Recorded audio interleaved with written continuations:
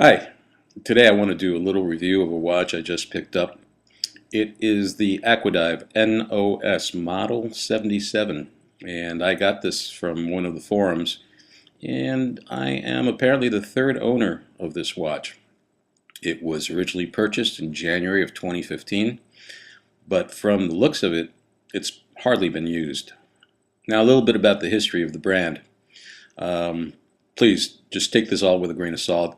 I'm not a historian, and the information I gathered comes from promotional material from the website. I did read through some forum posts, so you can take that also with a grain of salt. But Aquadive was resurrected in 2011 in Pforzheim, Germany. Group of enthusiasts got together and acquired some old stock of movements, cases, and other components from the original Aquadive watches. Now, the original company was making professional dive watches in the 70s and 80s. They were pretty heavy-duty divers, too. Some of the original models are actually quite sought after nowadays, but there's also a lot of fakes in the market, from what I understand.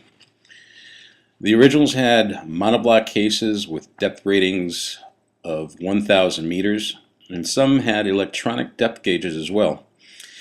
Much of these watches came from and or were constructed by Yenny watches. Now, the case for this particular model was one of the last ones developed prior to the company going under because of the quartz crisis. Although some were fitted with automatic movements, the majority were fitted with quartz movements and digital dials. If you want more information on the history, I mean, there's a lot of good stuff that you can read on yennywatches.com, or you can go to Aquadive Watches as well. Anyway, let's take a look at this particular watch and look at some pretty interesting looking things on it, and I hope you enjoy it. All right, so let's take a quick look around on the watch itself, the dial, and the case. And we'll get into a little bit more detail. Well, let me just move this around a little bit so you can take a nice look around. Bezel, dial, and case. Case is pretty interesting too.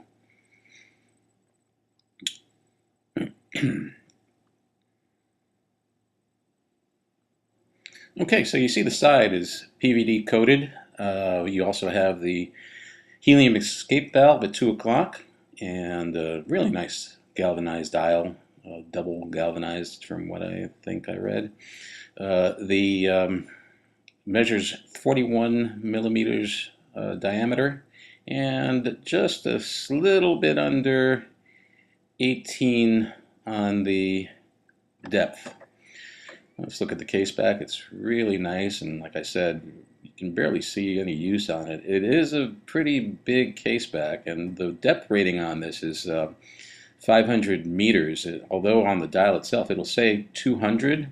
They say that's because that's how the original was or whatever, but it's just a lot of kind of funny information. I mean, from what I understand, this was a redone dial. This was a dial that was done modern, so what does that have to do? They should have put the real dive or the real rating on it.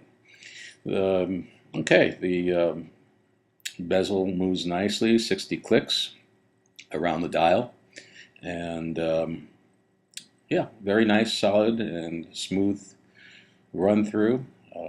Very nice, very impressive. That is an aluminum insert on that bezel. Screw down crown. You pull it out. And let me try that. Okay. Let's see. A little bit more. All right. Now I'm at the number 2 setting, and you can see moves around. And let's maybe check the alignment of things. Okay. All right. Get some of that sun out of the way. 6. Yeah, looks good. It's pretty good.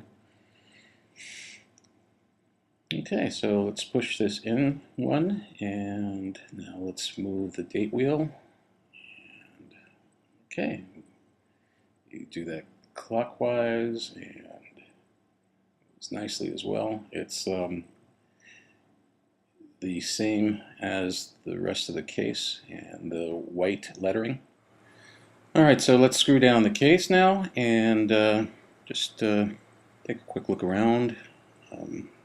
Nice, nice finish all around. It needs real toolish. And now let's quickly go to a wrist shot. It does sit pretty high up on the wrist, but yeah, it's still okay. I mean, it fits quite nicely for this watch. I mean, yes, it is tall, but it looks pretty nice on the wrist. The size is good, and it's not too overwhelming. But yeah, I like it. I like it a lot. So I hope you enjoyed this review, and thanks for watching. Take care.